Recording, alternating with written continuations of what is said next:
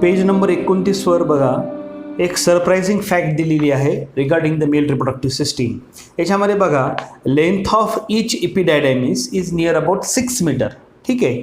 त्याच्यानंतर length of sperm is about 60 micrometre. ठीक आहे.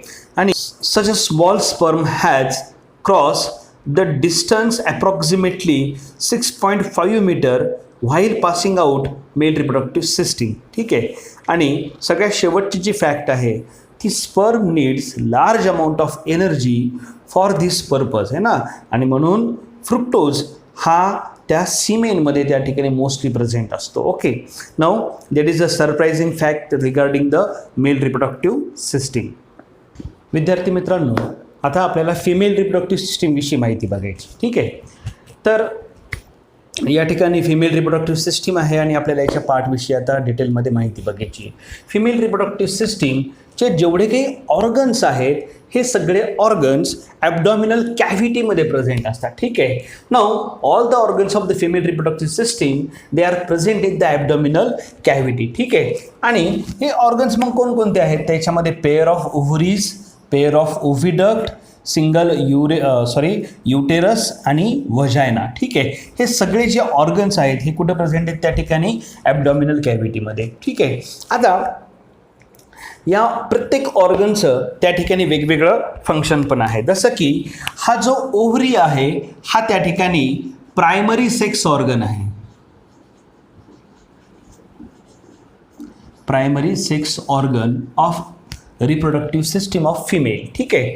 त्याच्यानंतर पेअर ऑफ ओव्हिडक्ट सुद्धा त्या ठिकाणी इट कॅरी, याचं फंक्शन काय असेल तर इट कॅरी ओव्हम है ना. हा काय करतो? त्या ठिकाणी ओव्हमला कॅरी करतो. ठीक आहे. आणि युटेरस जो आहे याला वोम सुद्धा म्हटलं जातं. जो अनफर्टिलाइज्ड ओव्हम आहे तो युटेरसमध्ये डिपॉझिट केला जातो, किंवा जर फर्टिलाइज झाला तो ओव्हम फर्टिलाइज पण झाला तरीसुद्धा तो ओव्हम त्या ठिकाणी युटेरसमध्येच डिपॉझिट केला जातो, ज्याला आपण ओव्हम असं म्हणतो. आणि सगळ्यात शेवटी त्या ठिकाणी जो पार्ट आहे तो त्या ठिकाणी व्हजायनाचा आहे. व्हजायनामध्ये दोन वेगवेगळ्या ओपनिंग्स प्रेझेंट असतात. एक त्या ठिकाणी युरिनरी ब्लॅडरची एक ओपनिंग प्रेझेंट आहे आणि दुसरी जी ओपनिंग त्या ठिकाणी असेल ती युटेरसची असते. Now this is the function of this different types of organ which is related to the female reproductive system. Okay. Now आता ओव्हरी हा काय आहे तर हा प्रायमरी सेक्स ऑर्गन आहे. ठीक आहे. ओव्हरी आणि दुसरं त्या ठिकाणी काय असेल? पेअर ऑफ ओव्हिडक्ट आहे. ठीक आहे. आता या ओव्हरीमध्ये आणि ओव्हिडक्टचं काय कसं फंक्शन असेल तर ओव्हरी हा एव्हरी मंथमध्ये ओव्हमला रिलीज करते. ठीक आहे. नाउ देअरफॉर ईच ओव्हरी है ना, दोन्हीही ओव्हरीज आहेत, तर each ovary that particularly called as the release the ovum but alternately every month है ना. प्रत्येक महिन्यामध्ये एकदा, एका महिन्यामध्ये लेफ्ट ओव्हरीनं ओव्हम रिलीज केला तर दुसऱ्या महिन्यामध्ये त्या ठिकाणी राईट ओव्हरीज ही काय करते? त्या ठिकाणी ओव्हमला रिलीज करते. Now that is what the alternate हा शब्द त्या ठिकाणी पुस्तकात सुद्धा वापरलेला आहे. Okay. Free end of oviduct. ठीक आहे. ओव्हिडक्टचं काम काय? It carry the ovum. ओव्हरीनं रिलीज केलेला जो ओव्हम असतो है ना, तो ओव्हम त्या ठिकाणी कॅरी करायचं काम या ओव्हिडक्टचं असतं. ठीक आहे. याचा जो फ्री एंड आहे तो फनेल शेप्ड आहे. तो कसा आहे? त्या ठिकाणी फनेल शेप्ड. ठीक आहे. आणि याच्यावर त्या ठिकाणी खूप स्मॉल मायन्यूट ओपनिंग्स त्या ठिकाणी प्रेझेंट असतात. ओव्हरीचं जे काही जो पर्टिक्युलरली काय सांगता येईल की त्याला जो फ्री एंड आहे तो त्याच्या फिंगर लेक ॲपिअरन्स त्याच्यामध्ये असतो, ज्याला फिमरी असं म्हटलं जातं. ठीक आहे. That is other part. डिटेलमध्ये आपल्याला काही जायचं नाही आहे, पण मात्र लक्षात घ्या की फिमेल रिप्रोडक्टिव्ह सिस्टीममध्ये जे ऑर्गन्स आहेत, ठीक आहे, ओव्हरी, ओव्हिडक्ट, युटेरस, ठीक आहे, हे सगळे ऑर्गन्स कुठे प्रेझेंट आहेत? त्या ठिकाणी ॲब्डॉमिनल कॅव्हिटीमध्ये प्रेझेंट आहेत आणि प्रत्येक ऑर्गनचं हे डिफरंट टाईप्स ऑफ त्या ठिकाणी फंक्शन असेल. ओके. आता ओव्हम काय करतो? ओव्हरी काय करते की ओव्हमला रिलीज करते. ठीक आहे. हा जो ओव्हम आहे याला त्या ठिकाणी म्हटलं जातं oocyte. ठीक आहे. ओव्हम आणि जेनेटिकली हा कसा असतो? त्या ठिकाणी हेप्लॉइड असतो. ही गोष्ट तुम्ही लक्षात ठेवा. ओके. नाउ आता हा जो oocyte आहे that enter the oviduct through that opening, म्हणजे त्या फिमरीच्या ज्या काही ओपनिंग्स प्रेझेंट आहेत है ना, फिमरी कशाला म्हटलं मी की फनेल शेप्ड आहे ना, जे फनेल शेप्ड स्ट्रक्चर्स त्या ठिकाणी प्रेझेंट असतं. याचं जे स्ट्रक्चर आहे ते काढायचं जर म्हटलं तर ते काहीसं या प्रकारचं दिसतं. Okay, it is funnel shaped. Okay, बघा आता हे जे स्ट्रक्चर मी या ठिकाणी काढलेलं आहे, it is look like a funnel. पण याच्यामध्ये असे काही फिंगर लाईक प्रोजेक्शन पण त्या ठिकाणी प्रेझेंट असतात, ज्याला फिमरी असं म्हटलं जातं. That is what called as the fimbriae. It looks like a finger or finger. Okay, now हा काय करतो की त्या ओव्हरीला त्या ठिकाणी जाऊन अटॅच होतो. ठीक आहे, तिथनं तो त्या ओव्हरीपासून त्या ऊ साईडला, ऊ साईड म्हणजेच काय, ओव्हमला तो त्या ठिकाणी कॅरी करतो. ठीक आहे, म्हणून जो ऊ साईड आहे तो ओव्हरीपासून रिलीज होणार आणि एंटर कशामध्ये होणार तर ओव्हिडक्टमध्ये. ठीक आहे, थ्रू दॅट ओपनिंग, त्या छोट्याशा ओपनिंगमुळं. ठीक आहे, आता ओव्हिडक्टमध्ये काय असतं की स्मॉल हेअर लाईक स्ट्रक्चर्स त्या ठिकाणी प्रेझेंट असतात, ज्याला सिलिया असं म्हटले, ज्याला काय म्हटलं त्या ठिकाणी सिलिया. ठीक आहे, जो इन्नर सरफेसवर त्या ठिकाणी प्रेझेंट आहे. ओके, नाऊ सपोज टू बी, जर ही ती ओव्हिडक्ट असेल तर समजा ही ओव्हिडक्ट आहे, तर याच्यावर या प्रकारचं त्या ठिकाणी बारीक, अगदी खूप बारीक तर असे सिलिया त्या ठिकाणी प्रेझेंट असतात. ओके, आता या सिलियामुळं होते काय की तो जो ओव्हम किंवा ओसाईड जो आहे तो स्लोली त्या ठिकाणी पुश केला जातो, ग्रॅज्युअली पुश केला जातो टुवर्ड्स द युटेरस. ठीक आहे, तर युटेरसमध्ये त्या ठिकाणी ट्रान्सफर केला जातो. ठीक आहे, ओव्हिडक्टचं अजून एक महत्त्वाचं काम काय की पर्टिक्युलरली फर्टिलायझेशन जो आहे तो त्या ओव्हिडक्टमध्ये होतो. लक्षात ठेवा, हा पॉईंट आपल्याला पुढे बघायचाच आहे. ओव्हिडक्ट मध्येच त्या ठिकाणी फर्टिलायझेशन होतं आणि जर फर्टिलायझेशन झालं तर फर्टिलायझ्ड ओव्हमसुद्धा युटेरसमध्ये येतो आणि फर्टिलायझेशन नाही झालं तरी तो अनफर्टिलायझ्ड ओव्हमसुद्धा काय होणार त्या ठिकाणी युटेरसमध्ये येणार. तर आपण आता ते पुढच्या पॉईंट्समध्ये त्या ठिकाणी बघणारच आहोत. ठीक आहे, आता पुढचा जो पॉईंट आहे गॅमेट फॉर्मेशन आणि फर्टिलायझेशन. ठीक आहे, तर आपण आता पहिले गॅमेट फॉर्मेशन बघू आणि मग त्यानंतर फर्टिलायझेशन. ओके विद्यार्थी मित्रांनो, आता आपण गॅमेट फॉर्मेशन कसं होतं हे बघू. ठीक आहे, फॉर्मेशन ऑफ गॅमेट ही जी प्रोसेस आहे या प्रोसेसला गॅमेटोजेनेसिस असं म्हटलं जातं. गॅमेटोजेनेसिस हे मिओसिस मार्फत केलं जातं. आपल्याला मिओसिस हे प्रकारातलं, या प्रकारातलं सेल डिव्हिजन माहिती आहे, ज्याच्यामध्ये डिप्लॉइड सेलपासून हेप्लॉइड सेल्स तयार होते. याचा अर्थ असा की जे मेल गॅमेट आहेत हे हेप्लॉइड असतात आणि फिमेल गॅमेटसुद्धा त्या ठिकाणी कशा असतील, हेप्लॉइड असतील. ठीक आहे, नाऊ सेक्शुअल मॅच्युरेशनला प्युबर्टी असं म्हटलं जातं. प्युबर्टीमध्ये होते काय की जे मेल गॅमेट्स आहे आणि फिमेलसुद्धा, मेल आणि फिमेल गॅमेट्स हे फंक्शनिंगमध्ये त्या ठिकाणी येतात. गॅमेट फॉर्मेशन होतं म्हणजे गॅमेटोजेनेसिस नावाची प्रोसेस त्या ठिकाणी सुरू होती. ठीक आहे, जर आपण फक्त मेल गॅमेटचा जर विचार केला तर male gamete is what called as the sperm. ठीक आहे, जो जेनेटिकली कसा असतो त्या ठिकाणी हेप्लॉइड असतो आणि फॉर्मेशन ऑफ स्पर्म हे टेस्टीजमध्ये केल्या जातं. ठीक आहे, ज्या प्रोसेसमध्ये मेल स्पर्म हे तयार केल्या जातात त्या प्रोसेसला स्पर्मॅटोजेनेसिस असं म्हटलं जातं, जी प्रोसेस त्या ठिकाणी पूर्णपणे मेल रिप्रोडक्टिव्ह सिस्टीमच्या टेस्टीजमध्ये त्या ठिकाणी घडून येते. म्हणूनच आपण टेस्टीजला त्या ठिकाणी काय म्हटलेलं आहे तर त्याला म्हटलेलं आहे आपण प्रायमरी सेक्स ऑर्गन. ठीक आहे, regarding the female reproductive system किंवा फिमेल गॅमेट है ना, तर जो फिमेल गॅमेट आहे त्याला ओव्हम असं म्हणतात आणि जेनेटिकली हा सुद्धा कसा असतो त्या ठिकाणी हेप्लॉइड असतो. ठीक आहे, नाऊ ओव्हम हा त्या ठिकाणी ओव्हरीमध्ये तयार केला जातो. ज्या प्रोसेसमध्ये ओव्हम हा तयार केला जातो त्याला oogenesis असं म्हटलं जातं. त्याला काय म्हणतात त्या ठिकाणी oogenesis. स्पर्मॅटोजेनेसिस मेलमध्ये आणि oogenesis हे फिमेलमध्ये घडून येतं. ठीक आहे, नाऊ जर आपण फिमेल इंडिव्हिज्युअलला जर कन्सिडर केलं तर जेव्हा तो इंडिव्हिज्युअल फिटस असतो है ना, फिटस त्या ठिकाणी फिटस फॉर्ममध्ये असतो त्यावेळेस 2 to 4 मिलियन इमॅच्युअर oocytes ओव्हरीमध्ये त्या ठिकाणी प्रेझेंट असतात. लक्षात घ्या बघा. ठीक आहे, now at the time of birth of that female individual, ठीक आहे, याच्यामधले अर्धे हे कमी होतात. ठीक आहे, आणि प्युबर्टीपर्यंत म्हणजे सेक्शुअल मॅच्युरेशनच्या पर्यंत सुद्धा अजून त्या ठिकाणी अर्धे हे कमी होतात. That is a some fact regarding the female gamete, ज्याला आपण ओव्हम सुद्धा म्हटलेले. ठीक आहे. आता होतंय काय की oogenesis नावाची जी प्रोसेस आहे, ज्या प्रोसेसमधून ओव्हरी या ओव्हमला रिलीज करते. ठीक आहे. एव्हरी मंथमध्ये, जसं आपण मागच्या पॉईंटमध्ये सुद्धा बघितलं की ovary release the oocyte every month from the beginning of the maturity, है ना, maturity of female reproductive system, किंवा ज्याला आपण त्या ठिकाणी प्युबर्टी असं म्हणतो. ठीक आहे. नाउ अप टू म्हणजे काय, कुठपर्यंत, मेनोपॉज पर्यंत. मेनोपॉज हा कोणत्याही फिमेल इंडिव्हिज्युअलमध्ये एज ऑफ 45 पर्यंत त्या ठिकाणी रीच होऊन जातो, पोहोचला जातो. ठीक आहे. जेव्हा तो फिमेल इंडिव्हिज्युअल 45 इयर्सचा होतो, ही सगळी त्या ठिकाणी फॉर्मेशन ऑफ गॅमेट म्हणजे गॅमेटोजेनेसिस ही जी प्रोसेस आहे ही त्या ठिकाणी स्टॉप केली जाते. ठीक आहे. नाउ त्याच particularly stop the functioning of the female reproductive system, that is what called as the menopause. त्याला काय म्हटलं जातं त्या ठिकाणी, मेनोपॉज असं म्हटलं जातं. ठीक आहे. विद्यार्थी मित्रांनो, आपण आता पुढचा जो पॉईंट आहे तो फर्टिलायझेशनचा बघू. ओके. गॅमेट फॉर्मेशन नंतर जी नेक्स्ट प्रोसेस आहे that is what called as the fertilisation. ठीक आहे. फर्टिलायझेशन आपण कशाला म्हणू शकतो किंवा म्हणतो, तर fusion of male and female gamete, that is what called as the fertilisation. आहे ना. फर्टिलायझेशनची व्याख्या खूपच सोपी आहे. ठीक आहे. फर्टिलायझेशन जर आपण त्या ठिकाणी फक्त ह्युमन्सला कन्सिडर केलं तर ह्युमन्समध्ये फर्टिलायझेशन हे इंटरनल आहे. ठीक आहे. आणि त्या इंटरनल फर्टिलायझेशन म्हणजे काय, तर particularly that fertilisation takes place inside the body. ठीक आहे. जसं मी तुम्हाला आत्ता सांगितलं की जर आपण फिमेल रिप्रोडक्टिव्ह सिस्टीमला जर कन्सिडर केलं, now this is what the female reproductive system. Now हा त्या ठिकाणी युटेरस झाला. ठीक आहे.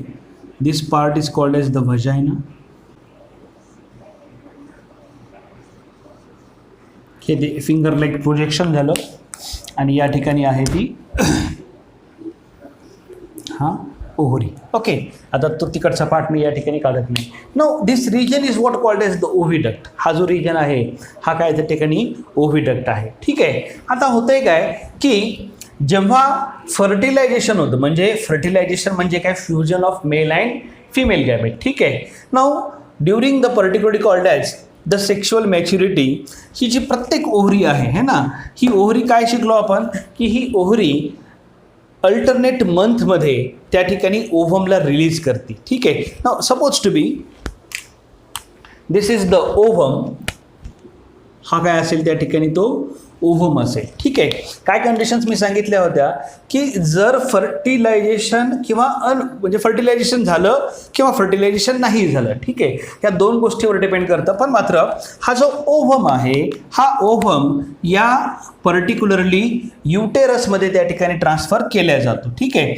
म्हणजे जो ओव्हमचा त्या ठिकाणी पार्ट आपण आत्ता बघितल्याप्रमाणे जो पार्ट आपण बघितला की त्याच्यामध्ये ओव्हरीमध्ये ओव्हम तयार केल्या जातात, मग ते ओव्हिडक्टमध्ये आणि ओव्हिडक्टमधून त्या ठिकाणी ते कुठे येणार, या युटेरसमध्ये येणार. ठीक आहे. Now in case of the human beings this fertilisation is a internal. शब्द काय वापरलेला त्या ठिकाणी, इंटरनल हा शब्द वापरलेला आहे. कारण की ह्युमन्समध्ये फर्टिलायझेशन हे या ओव्हिडक्टमध्ये होतं. कुठं होतं त्या ठिकाणी, ओव्हिडक्टमध्ये. ठीक आहे. Now therefore the in case of the human being असं म्हटलं जातं की फर्टिलायझेशन कसं आहे त्या ठिकाणी इंटरनल आहे. ठीक आहे. नाउ ड्युरिंग द कॉप्युलेशन, सेक्शुअल इंटरक्रॉसला कॉप्युलेशन असं म्हटलं जातं. कॉप्युलेशनच्या वेळेस काय होतं की सिमेन हा इजॅक्युलेट केला जातो व्हजायनामध्ये. ठीक आहे. नाउ देअरफॉर या सिमेनमध्ये त्या ठिकाणी जसं आपण बघितलं की स्पर्म असतं आणि वेगवेगळ्या प्रकारचे त्याच्या 3 ग्लँड्स आहेत ना, त्या 3 ग्लँडचं सिक्रेशन्स आपल्याला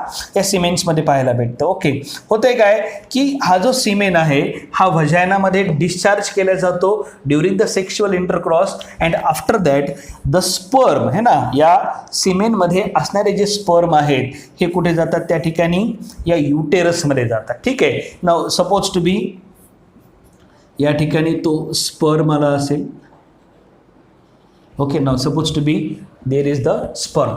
now there are the millions of sperms are there आणि हे सगळे स्पर्म त्या ठिकाणी they try to reach this oviduct. पण मात्र या जर्नी कशी आहे, वजायना टू युटेरस आणि युटेरस टू ओव्हिडक्ट. ओव्हिडक्टमध्येच का, कारण की या ठिकाणी हा ओव्हम फर्टिलायझेशनच्या वेटिंगमध्ये आहे. ठीक आहे. Now after that what happen, हा स्पर्म त्या ठिकाणी या ओव्हमपर्यंत ट्रान्सफर केला जातो आणि मग त्या ओव्हिडक्टमध्येच त्या ठिकाणी काय होणार, तर फर्टिलायझेशन होणार. ठीक आहे. म्हणूनच काय म्हटलेलं आहे, स्पर्म हा मेल गॅमेट आहे.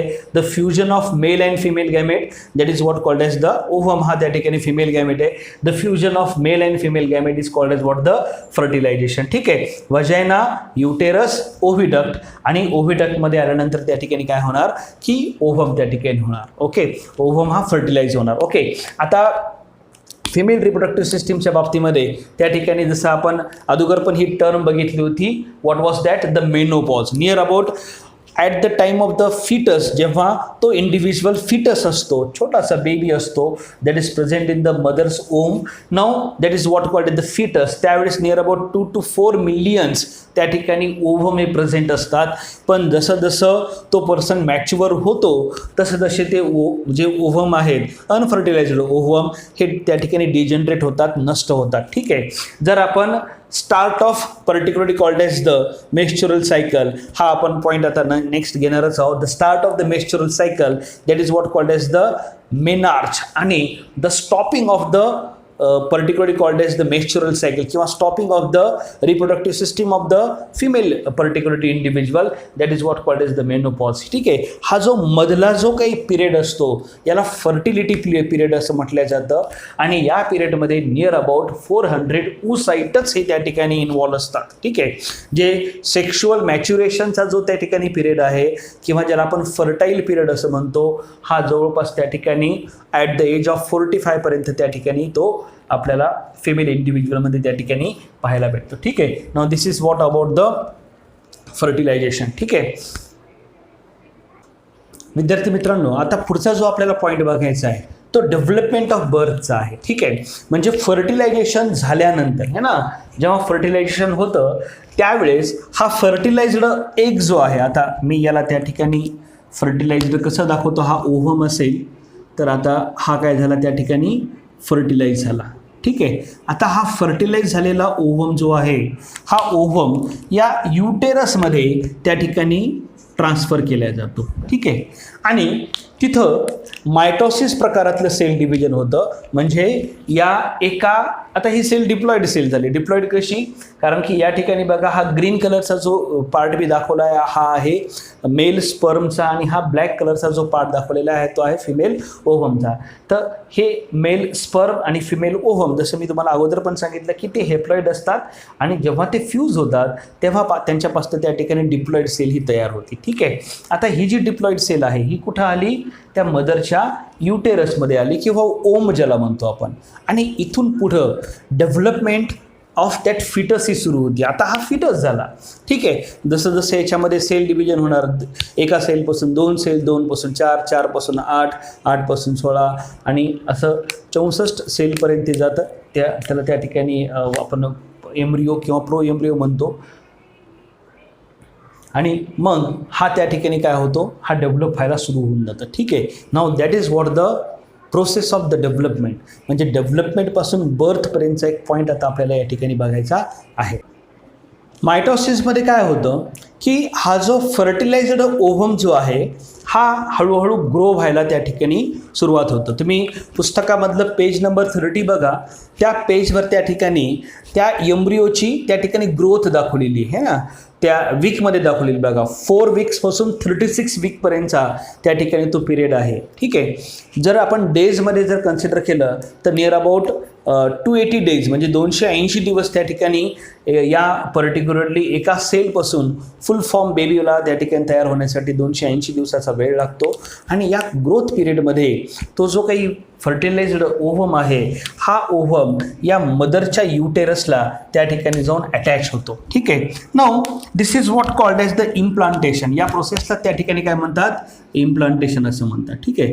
आता इम्प्लांटेशनमध्ये होते काय की इम्प्लांटेशन हे का जरुरी आहे हे अगोदर बघू आपण.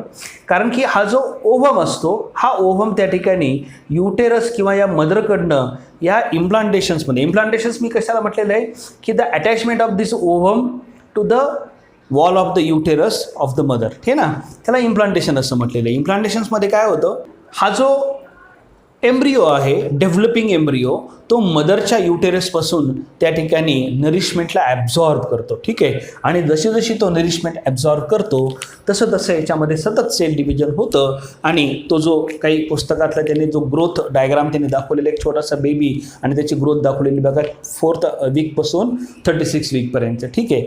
तर त्या पद्धतीमध्ये तो हळूहळू मदरच्या युटेरसमध्ये त्या ठिकाणी तो पूर्णपणे ग्रो होतो. ठीक आहे. आफ्टर 280 डेज म्हणजे 280 दिवसानंतर म्हणजे 36 वीक नंतर ती डेट येते ज्याला आपण त्या ठिकाणी बर्थ डेट असं म्हणतो. ठीक आहे. आणि मग तो बेबी त्या ठिकाणी त्या डेटला त्या ठिकाणी काय म्हणतात त्याला की त्याचा बर्थ त्या ठिकाणी होतो. ठीक आहे. Now that is what called as the development and the birth. Okay. आता पुढचा जो पॉईंट आहे तो आपण मेन्स्ट्रुअल सायकलचा त्या ठिकाणी बघू. ठीक आहे. मेन्स्ट्रुएशन्स ही एक रिप्रोडक्टिव्ह सायकल आहे जी प्रायमेट्समध्ये, मॅमल्समध्ये त्या ठिकाणी घडून येते. आणि याच मेन्स्ट्रुअल सायकल्सच्या मदतीनं हा जो काही फिमेल इंडिव्हिज्युअल आहे तो ओव्हम तयार करतो, म्हणजेच फिमेल गॅमेट्स तो तयार करतो. ठीक आहे.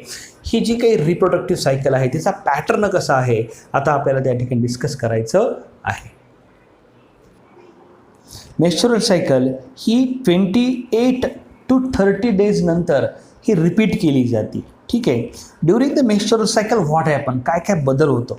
तर सगळ्यात महत्त्वाचा जो बदल आहे तो ओव्हरी आणि युटेरसमध्ये होतो. ठीक आहे. आता आपण जी फिगर त्या ठिकाणी डिस्क्राईब केलेली आहे, ओव्हरी आपल्याला माहिती आहे की ती काय करते तर ओव्हम रिलीज करते है ना. आणि युटेरसमध्ये सुद्धा त्या ठिकाणी बरेचसे चेंजेस हे होतात. कसे आपण 1 by 1 त्या ठिकाणी बघू. ठीक आहे. Now menstrual cycle is a very natural process आणि या प्रोसेसला कंट्रोल करण्यासाठी एकूण 4 हार्मोन्स हे इन्व्हॉल्व आहे. ठीक आहे. याच्यामध्ये जो पहिला हार्मोन आहे त्याला फॉलिकल स्टिम्युलेटिंग हार्मोन असं म्हणतात, ज्याला FSH म्हटलं जातं. दुसरा जो हार्मोन आहे त्याला ल्युटिनायझिंग हार्मोन असं म्हटलं जातं. ठीक आहे. ज्याला आपण LH असं म्हणतो. ठीक आहे. आणि त्यानंतर इस्ट्रोजन नावाचा हार्मोन आहे आणि चौथा जो आहे तो आहे प्रोजेस्टेरॉन. म्हणजे 4 हार्मोन याच्यामध्ये इन्व्हॉल्व झाले. कोणते कोणते? पहिला आहे फॉलिकल स्टिम्युलेटिंग हार्मोन, दुसरा आहे ल्युटिनायझिंग हार्मोन, तिसरा आहे इस्ट्रोजन आणि चौथा आहे त्या ठिकाणी प्रोजेस्टेरॉन. बरोबर आहे. Okay. One of this several follicles, हे ना, ओव्हरीमध्ये खूप सारे त्या ठिकाणी फॉलिकल्स प्रेझेंट असतात आणि याच फॉलिकल्सचा म्हणजे फॉलिकल्सचं काम काय आहे तर इट डेव्हलप द oocyte. ठीक आहे.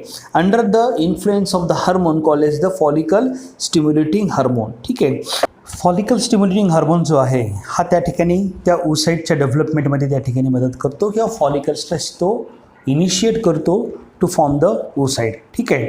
आता ही जी काही फॉलिकलची डेव्हलपिंग फॉलिकल है ना, दॅट सिक्रेट द इस्ट्रोजन, म्हणजे जसा जसा तो फॉलिकल तयार होतो तसं तसं त्याच्यापासून इस्ट्रोजन नावाचा हार्मोन हा तयार होतो. ठीक आहे. Endometrium of the uterus start to develop during the first cycle, है ना. तो जो एंडोमेट्रियम आहे, endometrium is the wall of the uterus, म्हणजे युटेरसची जी मधली जी वॉल आहे तिला त्या ठिकाणी काय म्हटलं जातं, एंडोमेट्रियम असं म्हणतात. ठीक आहे. तो जो रेड कलरचा जो पोर्शन दाखवलेला आहे तो पूर्णपणे काय त्या ठिकाणी एंडोमेट्रियम आहे. ठीक आहे. ओव्हरीमध्ये बघा ते जे फ्लावरसारखे दिसत आहेत त्याला त्या ठिकाणी फॉलिकल असं म्हटलं जातं. Now in this case what happen, आता तो जो एंडोमेट्रियम आहे of the uterus start to develop, म्हणजे पहिली जी सायकल झाली होती त्यावेळेस तो पूर्णपणे रप्चर झाला होता, फुटला होता. आता तो रिजनरेट व्हायला आहे ना, तो रिजनरेट व्हायला सुरुवात होतं. Now under the effect of the oestrogen, बघा आता इस्ट्रोजनचं फंक्शनसुद्धा कळालं. पहिला कोणता हार्मोन बघितला आपण, फॉलिकल्स स्टिम्युलेटिंग हार्मोन, ज्यांना काय तयार केले ते फॉलिकल्स तयार केले. ठीक आहे. आणि फॉलिकल्सनी काय तयार केलं तर इस्ट्रोजन नावाचा हार्मोन त्याने तयार केला. ठीक आहे. नाऊ इस्ट्रोजन काय करतो तर जी रप्चर झालेली एंडोमेट्रियम आहे तिला रिपेअर करायचं काम करतो. ठीक आहे. Meanwhile the developing follicle completes its development. ठीक आहे. इट ब्रस्ट है ना, ब्रस्ट म्हणजे फुटणे. Burst the effect of luteinizing hormone and the corpus luteum. Okay. आता जो कॉर्पस लुटियम आहे हा त्या ठिकाणी स्टार्ट होतो. बघा कॉर्पस लुटियम तुम्हाला फिगरमध्ये दिसत आहे, तो येल्लोइश कलरमधला आहे. Meanwhile the developing follicle is completed है ना, म्हणजे आता फॉलिकल हा पूर्णपणे डेव्हलप झाला. ठीक आहे. आणि जसा तो डेव्हलप होतो तसा ल्युटिनायझिंग हार्मोनमुळं तो फॉलिकल त्या ठिकाणी भ्रष्ट होतो, फुटतो.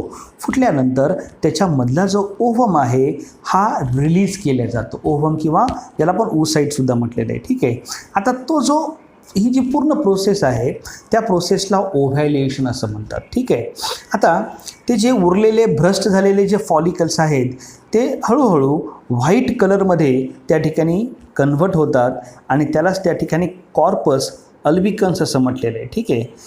तो जो शब्द आहे तो ALBICANS, काही पुस्तकामध्ये ओ असा शब्द असेल तर तो कॉर्पस अल्बिकन्समध्ये ते कन्व्हर्ट होतात. ठीक आहे. आता हा जो कॉर्पस लुटियम जो आहे हा प्रोजेस्टेरॉन नावाचा हार्मोन हा तयार करतो. ठीक आहे. आणि त्या हार्मोनमुळं ज्या एंडोमेट्रियममधल्या ज्या ग्लँड्स आहेत हे त्या ठिकाणी वेगवेगळ्या प्रकारचे केमिकल्स तयार करायला सुरुवात करतात. ठीक आहे.